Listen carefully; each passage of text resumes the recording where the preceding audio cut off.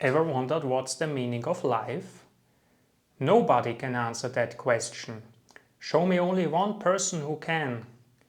I was searching for this person my whole life, and I came to the conclusion that such a person does not exist.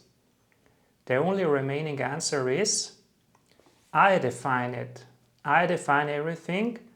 I am the designator. I am the source of meaning. The search for the one myth. Why are we even searching for a guru who tells us what we should think? The answer is conditioning. First, we are born helpless and dependent on caregivers. If we don't accept their views, it could mean danger for us.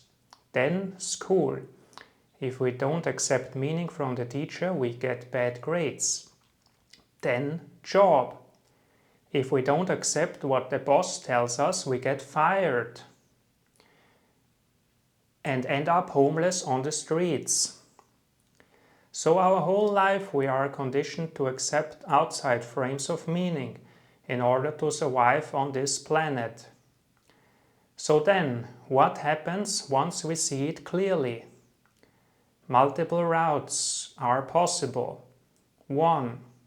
We position ourselves as a leader in the ready-made system to perpetuate what we ourselves went through. 2. We increase search efforts. 3. We come up with our own meanings. 4. We mix and match all of the above. So personally, I would advocate for approach 4. You do 1, so that you have a comfortable position and some influence in the world. 2, to deepen your knowledge and make the right choices and to understand better yourself and the world. 3, to define a worldview that you like and that is serving you. And 4, so that you always stay flexible and avoid becoming dogmatic. So the next logical question then is, which worldview am I choosing? Since I can choose freely, because no one else is defining it other than myself, I choose one that maximizes my agency,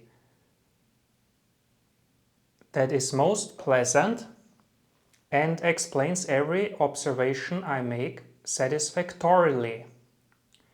Since my perception is the only thing I know, I am assuming that I live in a simulation which God has created. I believe that God is infinite. He can create everything imaginable.